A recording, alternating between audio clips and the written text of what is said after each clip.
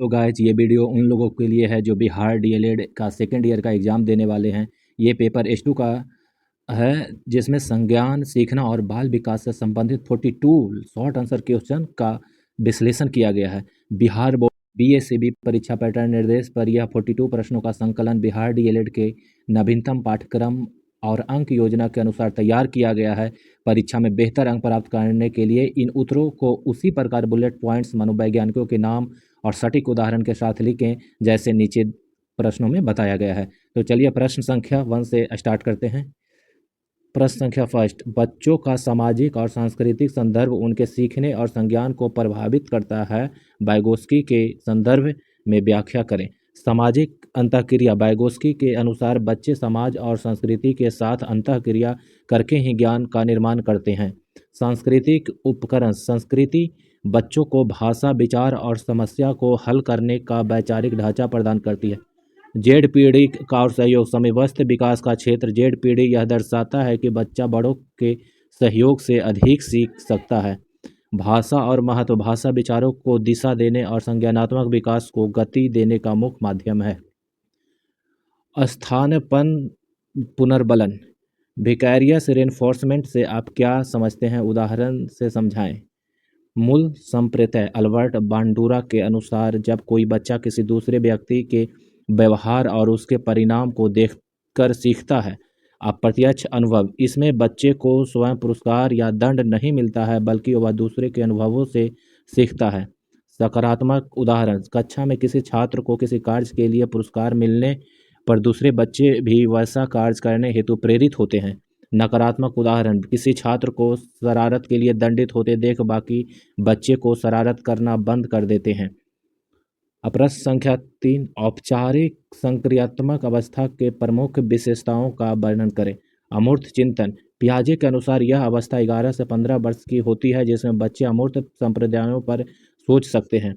परिकल्पनात्मक तर्क। किशोर किसी भी समस्या के समाधान के लिए वैज्ञानिक ढंग से विभिन्न विकल्पों और परिकल्पनाओं का निर्माण करते हैं। तार्किक क्षमता। इस अवस्था में निगमात्मक तर्क, डिडक्टिव रीजनिंग और योजनाबद्ध समस्या समाधान की क्षमता विकसित होती है। वैचारिक परिपक्वता। बच्चे अपने स्वयं के विचारों को समीक्षा करने और भविष्य के प्रति गंभीर होने लगते हैं।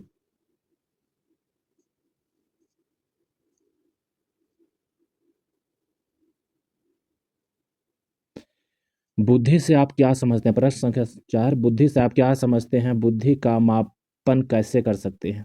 बुद्धि का अर्थ। बुद्धि नई परिस्थितियों में सामंजस्य बिठाने, अमूर्त चिंतन करने और अनुभवों से सीखने की मानसिक क्षमता है।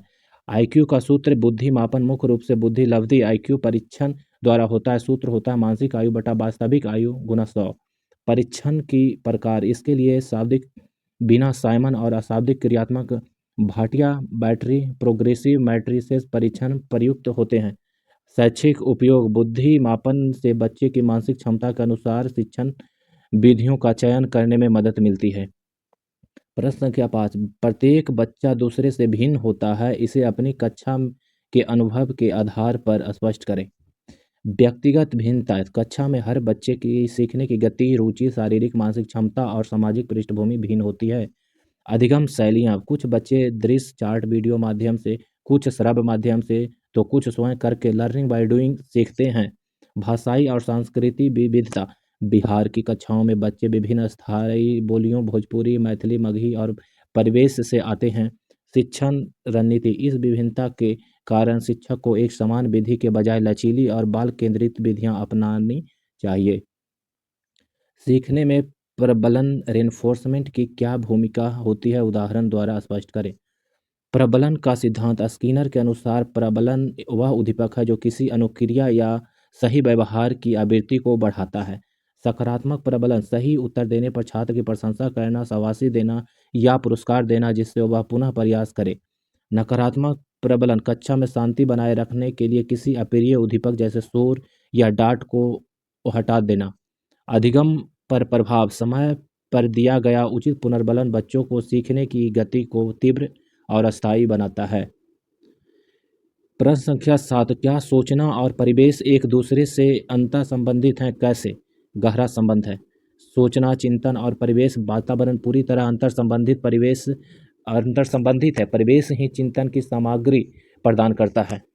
अनुभव का संचय, बच्चा अपने आसपास के भौतिक और सामाजिक परिवेश में जो देखता है उसी के आधार पर उसके विचार बनते हैं। समस्या समाधान, परिवेश में आने वाली समस्याओं ही बच्चे को सोचने और तर्क करने के लिए प्रेरित करती है।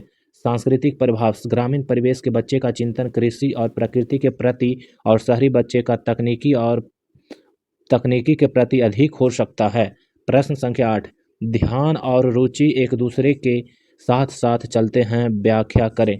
अभिवाज्य संबंध, मैकडूगल के अनुसार रुचि गुप्त ध्यान है और ध्यान रुचि का सक्रिय व्यापारिक रूप है।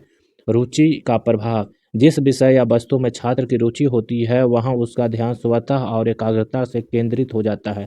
ध्यान का प्रभाव, जब हम किसी वस्तु पर ध्यान केंद्रित करते हैं तो धीरे धीरे उसके प्रति हमारी रुचि गहरी होने लगती है। कक्षा का महत्व, शिक्षक को पाठ को रोचक बनाना चाहिए ताकि छात्रों को ध्यान आकर्षित हो और वे सक्रिय होकर सीख सकें। प्रश्न संख्या 9, क्या बुद्धि मापन किया जा सकता है? अपने जवाब के पक्ष में तार्किक व्याख्या दें।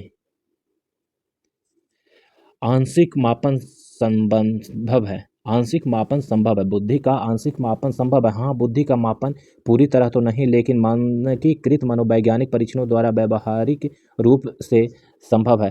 तार्किक आधार, बुद्धि अमूर्त है, इसलिए इसका प्रत्यक्ष मापन नहीं होता, बल्कि व्यक्ति के व्यवहार, तर्क और समस्या समाधान क्षमता से मापा जाता है।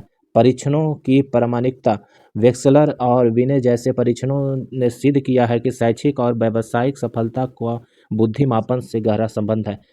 सीमाएं, यह मापन अंतिम नहीं होता क्योंकि सांस्कृतिक कारक, संवेगात्मक स्थिति और पर्यावरण स्कोर को प्रभावित कर सकता है।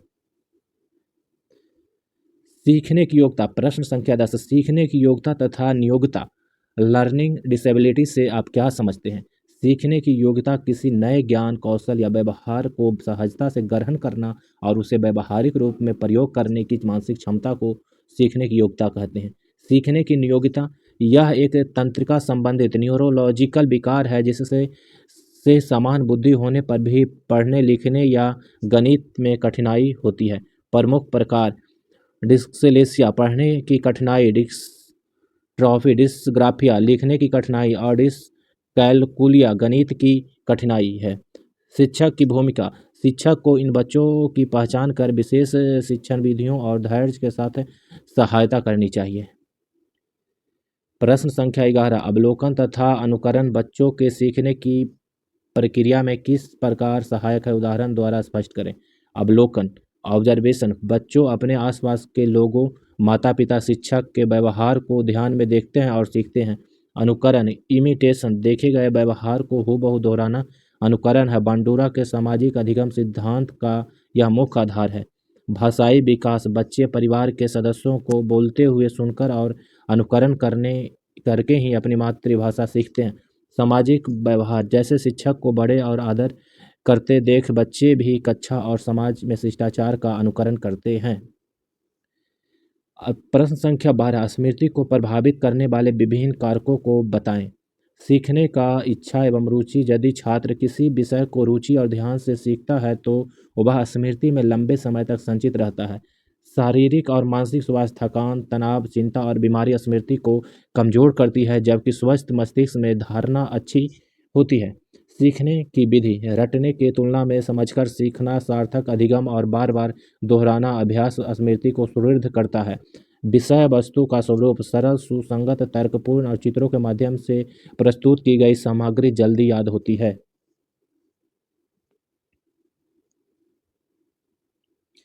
प्रश्न संख्या 13, सीखने की न्यूरो जैविक आधार, न्यूरोबायोलॉजिकल बेसिस से आप क्या समझते हैं?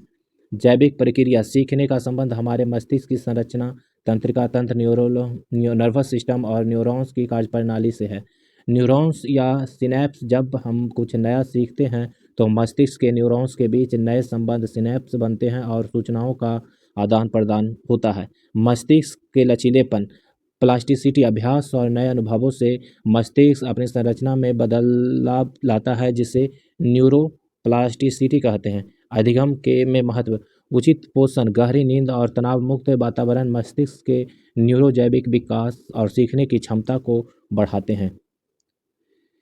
स्कैप होल्डिंग पाठ या ढांचा की व्याख्या के संदर्भ में अपने शिक्षण अभ्यास के अनुभवों को लिखें। परिभाषा: वाइगोत्स्की के अनुसार बच्चे को सीखने की प्रक्रिया के दौरान बड़ों या शिक्षकों द्वारा दी जाने वाली अस्थायी सहायता टेम्पोररी सपोर्ट है, जिसको स्कैप होल्डिंग कहते हैं। शिक्षण अभ्यास का अनुभव: जब प्राथमिक कक्षा के बच्चे कठिन शब्द या गणित के सवाल में अटकते हैं तो उन्हें संकेत या हिंट देना स्कैप होल्डिंग कहलाता है। सहायता का स्वरूप: शुरुआत में अधिक सहायता देना और जैसे जैसे बच्चा स्वयं और कार्य करने लगे सहायता धीरे धीरे कम कर देना। परिणाम: इससे छात्रों में स्वयं समस्या हल करने का आत्मविश्वास बढ़ता है और वे आत्मनिर्भर बनते हैं। प्रश्न संख्या 15 संज्ञानात्मक सिद्धांत को संक्षेप में समझाएं। मूल विचार: यह सिद्धांत सीखने को केवल उद्दीपक अनुक्रिया का संबंध न मानकर एक आंतरिक मानसिक प्रक्रिया सोचना स्मृति तर्क मानता है। प्रमुख विचारक जीन पियाजे, लेव वाइगोत्स्की और जीवन ब्रूनर इस सिद्धांत के मुख्य प्रतिपादक हैं। ज्ञान का निर्माण: इसके अनुसार शिक्षार्थी निष्क्रिय प्राप्तकर्ता नहीं है, बल्कि वह अपने अनुभवों के आधार पर ज्ञान का सक्रिय निर्माता है।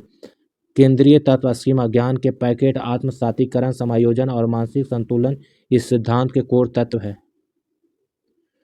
बुद्धि के विभिन्न प्रकार का संक्षेप में वर्णन करें। थॉर्नडाइक के अनुसार प्रकार: थॉर्नडाइक ने बुद्धि के 3 प्रमुख प्रकार बताए हैं: अमूर्त, मूर्त, यांत्रिक और सामाजिक बुद्धि। मूर्त या यांत्रिक बुद्धि: औजारों, मशीनों और कंक्रीट चीज़ों को समझने की क्षमता, जैसे इंजीनियर, कारीगर। अमूर्त बुद्धि: शब्दों, प्रतीकों, विचारों और मानसिक संप्रदायों को समझने की क्षमता, जैसे कवि, दार्शनिक, वैज्ञानिक आदि। सामाजिक बुद्धि: अन्य लोगों के साथ बेहतर संबंध बनाने, समाज को समझने और सामंजस्य बिठाने की क्षमता, जैसे नेता, सामाजिक कार्यकर्ता।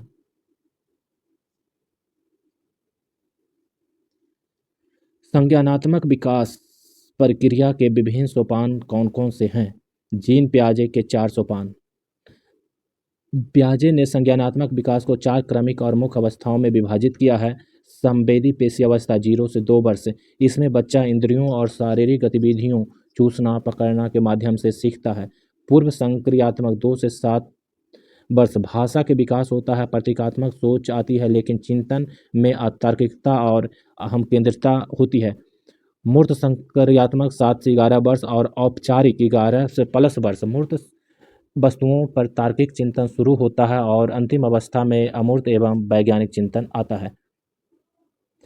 प्रश्न संख्या 18 बुद्धि विकास को प्रभावित करने वाले विभिन्न कारकों के बारे में संक्षेप में विवरण दें। आनुवंशिकता हेरिडिटी: माता पिता से मिलने वाले जीन्स बच्चे की मूल मानसिक और बौद्धिक क्षमता की सीमा तय करते हैं।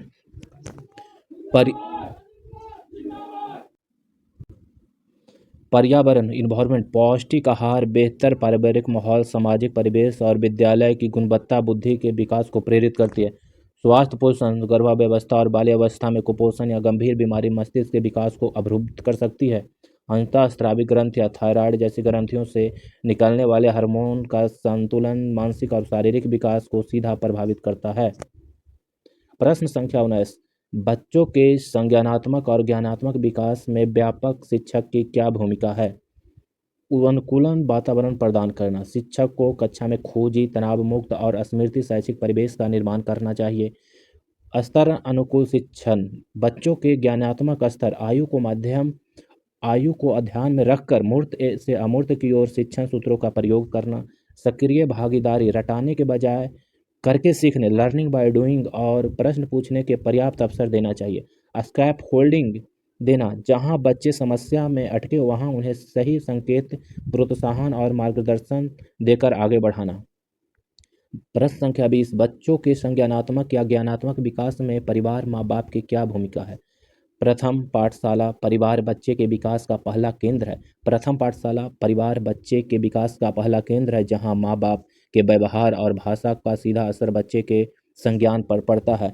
उद्दीपक परिवेश: जब घर में खिलौने, कहानियों की किताबें और बातचीत का समृद्धि माहौल मानसिक विकास को तेज करता है। संवेगात्मक सुरक्षा: माता पिता का प्यार और सकारात्मक व्यवहार बच्चे में सुरक्षा की भावना और आत्मविश्वास पैदा करता है, जो सीखने के लिए जरूरी है। जिज्ञासा की संतुष्टि, बच्चे के क्यों और कैसे वाले प्रश्नों का धैर्यपूर्वक उत्तर देकर उसकी खोजी प्रवृत्ति को बढ़ावा देना। पियाजे के संज्ञानात्मक विकास के सिद्धांत का मूल्यांकन करें। सकारात्मक पक्ष, पियाजे ने बच्चे को नन्हा वैज्ञानिक मानकर शिक्षा को बाल केंद्रित और क्रिया आधारित बनाने में ऐतिहासिक योगदान दिया। पाठ्यक्रम का आधार, बच्चे की आयु के अनुसार पाठ्यपुस्तकों और संप्रदायों की व्यवस्थित करने का तार्किक आधार दिया। आलोचना सीमाएं, पियाजे ने संज्ञानात्मक विकास में सामाजिक सांस्कृतिक कारकों और भाषा की भूमिका को बहुत कम महत्व दिया। समस्याओं की निरंतरता, आलोचकों का मानना है कि विकास पियाजे के चरणों की तरह अचानक न होकर अधिक निरंतर कॉन्शियस होता है। अनुक्रिया अनुबंध सिद्धांत, पावलव का संदर्भ एवं विश्लेषण पर प्रकाश डालें।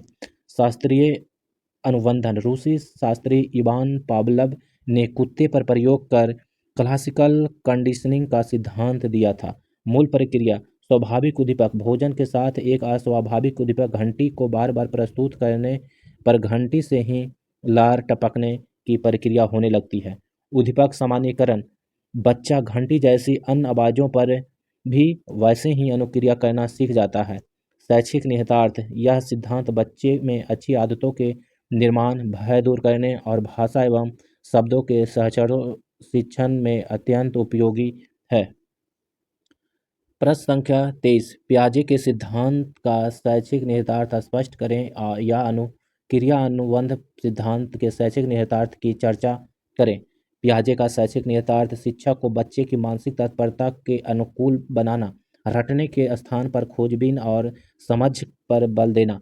पावलव का शैक्षिक निहितार्थ, कक्षा में भय मुक्त और अनुशासित वातावरण का निर्माण करना, पुरस्कार और सही उद्दीपकों से अच्छी आदतें विकसित करना। दृश्य श्रव्य सामग्री, पावलव के अनुसार संकेतों और चित्रों के सहचर्य में से प्राथमिक स्तर के बच्चों को आसानी से अक्षर ज्ञान कराया जा सकता है। शिक्षा की भूमिका, दोनों सिद्धांत शिक्षक को छात्र की मानसिक स्थिति और परिवेश के अनुसार शिक्षण को योजना बनाने का निर्देश देता है। संप्रदाय अधिगम, कॉन्सेप्चुअल लर्निंग पर प्रकाश डालें। अर्थ, वस्तुएं, घटनाओं या विचारों के एक पूरे वर्ग के समान गुणों के आधार पर मानसिक छवि या श्रेणी बनाना संप्रदाय अधिगम है। उदाहरण, जब बच्चा 4 पैरों पर एक पूंछ या और भौंकने के गुण के आधार पर कुत्ता संप्रदाय को मन में समझ लेता है, तो प्रक्रिया के चरण उसमें निरीक्षण, तुलना, अमूर्तीकरण, अब्स्ट्रैक्शन और सामान्यीकरण, जनरलाइजेशन के चरण शामिल होते हैं। महत्व, यह अमूर्त चिंतन का आधार है जिससे छात्र जटिल वैज्ञानिक और गणितीय सिद्धांतों को आसानी से वर्गीकृत कर समझ पाते हैं। प्रश्न संख्या 25, वाइगोत्स्की के सिद्धांत के अंतर्गत सूक्ष्मवृत्तीय विकास, माइक्रोजेनेटिक डेवलपमेंट से आप क्या समझते हैं? परिभाषा, इसके अंतर्गत बच्चे के सीखने या संज्ञानात्मक विकास में होने वाले छोटे क्रमिक और अल्पकालिक बदलावों का गहन अध्ययन किया जाता है। अध्ययन की विधि, इसमें बच्चे को किसी समस्या को हल करते समय बहुत कम समय, दिनों या हफ्ते के अंतराल पर लगातार देखा जाता है। रणनीतियों का विकास, यह स्पष्ट करता है कि बच्चा किसी नई संज्ञानात्मक रणनीति को कैसे अपनाता है और पुरानी गलतियों को कैसे सुधारता है। उपयोगिता, यह शिक्षकों को यह समझने में मदद करता है कि वास्तविक समय रियल टाइम में बच्चे के सोचने की प्रक्रिया कैसे बदलती है। प्रश्न संख्या 26, बाल विकास के अधिगम, सीखना और परिपक्वता, मैचुरेशन के प्रभावों का वर्णन करें। परिपक्वता का अर्थ, यह एक जन्मजात और जैविक प्रक्रिया है जो आयु के साथ स्वतः होती है, जैसे मांसपेशियों का मजबूत होना। अधिगम का अर्थ, यह पर्यावरण और अनुभवों के माध्यम से व्यवहार में आने वाला अस्थायी परिवर्तन, जैसे लिखना और साइकिल चलाना होता है। अंतर्संबंध, परिपक्वता अधिगम का आधार तय करती है। जब तक बच्चा शारीरिक मानसिक रूप से परिपक्व नहीं होगा वह सीख नहीं सकता। विकास पर प्रभाव, परिपक्वता क्षमता देती है और अधिगम उस क्षमता का विकास करता है, दोनों मिलकर बाल विकास को पूर्ण करते हैं। प्रश्न संख्या 27, बालक के विकास में समाज की क्या भूमिका है? सामाजिकरण का केंद्र, समाज बच्चों को रीति रिवाज, नैतिक मूल्य, भाषा और सामाजिक भूमिकाओं सिखाकर एक सामाजिक प्राणी बनाता है। पहचान का निर्माण। सामाजिक अंतःक्रिया से बच्चे में स्व सेल्फ की भावना और सामाजिक अस्मिता आइडेंटिटी का विकास होता है। संस्कृति का हस्तांतरण। समाज अपनी पीढ़ियों के ज्ञान, परंपराओं और आदर्शों को बच्चों में हस्तांतरित करता है। सुरक्षा और अवसर। समाज बच्चे को शिक्षा, स्वास्थ्य और विकास के सुरक्षित अवसर प्रदान करने की सामूहिक जिम्मेदारी निभाता है। व्यवहारवादी। प्रश्न संख्या 28। व्यवहारवादी सिद्धांत का संक्षिप्त टिप्पणी करें। मूल मान्यता। यह सिद्धांत सीखने को बाह्य वातावरण, उद्दीपक स्टिमुलस और अनुक्रिया रिस्पॉन्स के बीच का संबंध मानता है। प्रमुख विचारक वाटसन, जनक, पावलक, थॉर्नाड और स्किनर इसके मुख्य प्रतिपादक हैं। निरीक्षण योग्य व्यवहार। यह मन या संज्ञान के बजाय केवल उसी व्यवहार पर ध्यान देता है जिसे बाहर से देखा और मापा जा सके। केंद्रीय तत्व। अभ्यास, प्रभाव, तत्परता और नियम और पुनर्बलन रिइंफोर्समेंट इस सिद्धांत का मुख्य स्तंभ है। प्रश्न संख्या 29। बाल्यावस्था में संवेगात्मक विकास किस प्रकार होता है? संवेगों पर नियंत्रण। शैशवावस्था की तुलना में बाल्यावस्था 6 से 12 वर्ष में बच्चों अपने संवेगों, क्रोध, डर पर नियंत्रण करना सीख जाते हैं। संवेगात्मक स्थिरता। इस अवस्था में संवेगों में उग्रता कम होती है और बच्चा सामाजिक परिस्थितियों के अनुसार व्यवहार करता है। ईर्ष्या और प्रतिस्पर्धा। विद्यालय जाने के कारण सहपाठियों के साथ ईर्ष्या, समूह भावना और स्वस्थ प्रतिस्पर्धा के संवेग विकसित होता है। सहानुभूति का विकास। बच्चे दूसरों के दुखों और भावना को समझने, एम्पैथी लगते हैं और नैतिक संवेग जागृत होते हैं। प्रश्न संख्या 30। संज्ञानात्मक विकास की जानकारी एक शिक्षक के लिए क्यों आवश्यक है? तर्क प्रस्तुत करें। मानसिक स्तर की समझ। शिक्षक यह जान पाता है कि किस आयु का बच्चा क्या सीख सकता है, जिससे पाठ योजना सटीक बनती है। विधियों का चयन। प्राथमिक स्तर पर मूर्त सामग्रियों और उच्च स्तर पर अमूर्त चिंतन वाली विधियों का सही चयन संभव होता है। कठिनाइयों का निवारण। बच्चों के अधिगम में आने वाले संज्ञानात्मक दोषों जैसे सीखने की अक्षमता की पहचान कर सुधारना शिक्षण कार्य है। सहानुभूतिपूर्ण नजरिया। शिक्षक बच्चों की गलतियों को ना समझे ना मानकर उनके मानसिक विकास का एक स्वाभाविक चरण समझता है। पावलक और स्किनर के सीखने के सिद्धांत के बीच मूलभूत अंतर क्या है? उद्दीपक बनाम अनुक्रिया। पावलक ने सिद्धांत को उद्दीपक, भोजन पहले आता है, जबकि स्किनर में अनुक्रिया, व्यवहार पहले होती है। नियंत्रण का आधार। पावलक का अनुबंधन क्लासिकल अनैच्छिक क्रियाओं हेतु है, स्किनर का क्रिया प्रस्तुत ऐच्छिक क्रियाओं पर है। पुनर्बलन का समय। पावलक में पुनर्बलन उद्दीपक के रूप में पहले मिलता है, स्किनर में व्यवहार में सफल होने के बाद मिलता है। प्राणी ने भूमिका। पावलक के प्रयोग में कुत्ता निष्क्रिय बंधा रहता है, स्किनर के प्रयोग में चूहा लक्ष्य पाने के लिए सक्रिय रहता है। प्रश्न संख्या 32। हम लोग याद कैसे करते हैं? स्मृति का स्वरूप क्या है? उदाहरण सहित स्पष्ट कीजिए। स्मृति की प्रक्रिया याद करने के 3 क्रमिक चरण हैं: कूट संकेतन, इनकोडिंग, संचयन, स्टोरेज और पुनरुत्थान, रिट्राइवल। स्मृति का स्वरूप। यह एक सक्रिय मानसिक प्रक्रिया है जिसमें पूर्व अनुभवों को मस्तिष्क में सुरक्षित रखकर आवश्यकता पड़ने पर चेतना में लाया जाता है। उदाहरण प्रक्रिया। कक्षा में शिक्षक द्वारा बताया गया नियम कूट संकेतन है, जिसे याद रखना संचयन है, और परीक्षा में लिखना पुनरुद्धार है। प्रकार। स्मृति मुख्य रूप से संवेदी सेंसरी अल्पकालीन है, दीर्घकालीन एलटीएम स्वरूप की होती है। प्रश्न संख्या 33। सीखने में समीपस्थ विकास के क्षेत्र जेड पीढ़ी की क्या भूमिका होती है? उदाहरण देकर स्पष्ट करें। जेड पीढ़ी के का अर्थ वैगोत्स्की के अनुसार बच्चा जो काम स्वयं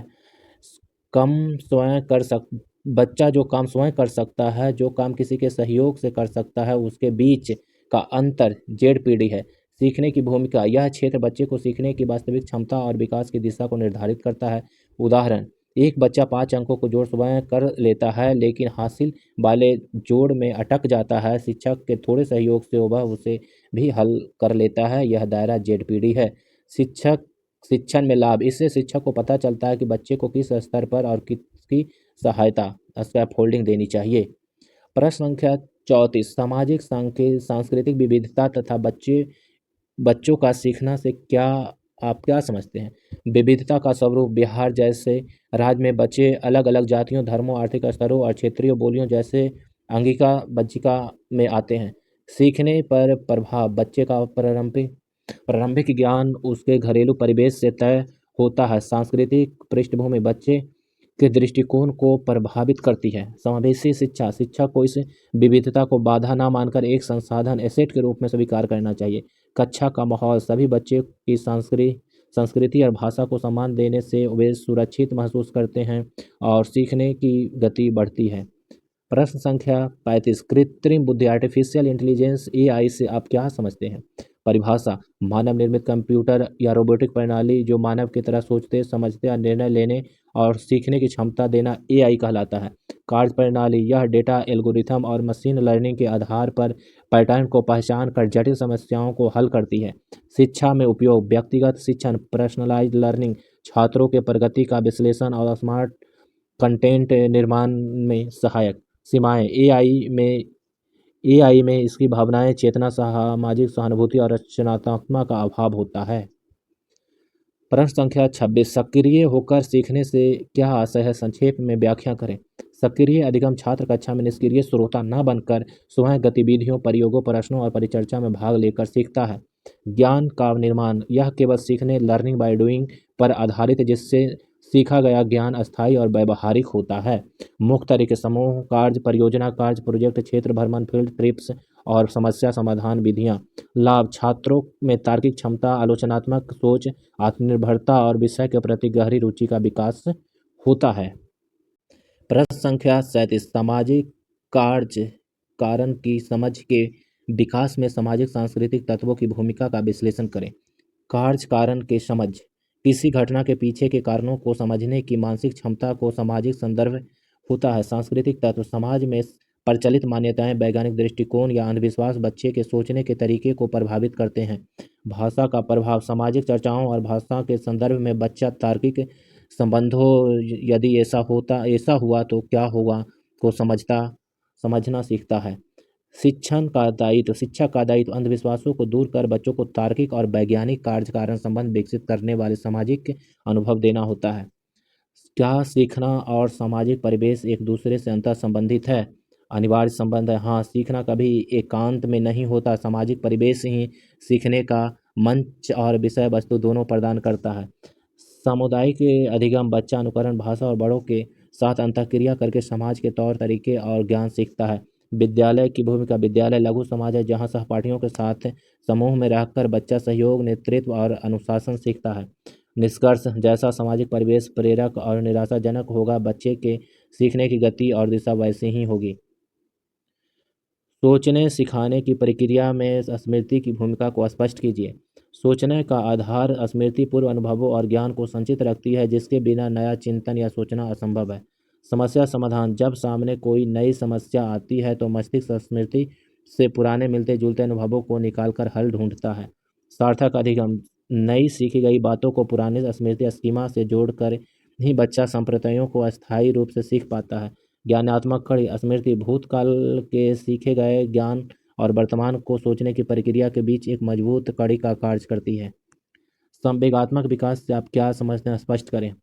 परिभाषाएं, संवेग मतलब भय, क्रोध, प्रेम, हर्ष की उत्पत्ति, उन पर नियंत्रण और परिस्थितियों के अनुसार उनके उचित प्रकटीकरण की क्षमता का विकास है। क्रमिक विकास, जन्म के समय बच्चा केवल उत्तेजना दिखाता है, लेकिन धीरे धीरे उसमें स्पष्ट और नियंत्रित संवेग विकसित होता है। मानसिक संबंध, संवेगात्मक विकास का संज्ञानात्मक विकास से गहरा संबंध है। तनाव या डर में बच्चा सही से सोच नहीं पाता।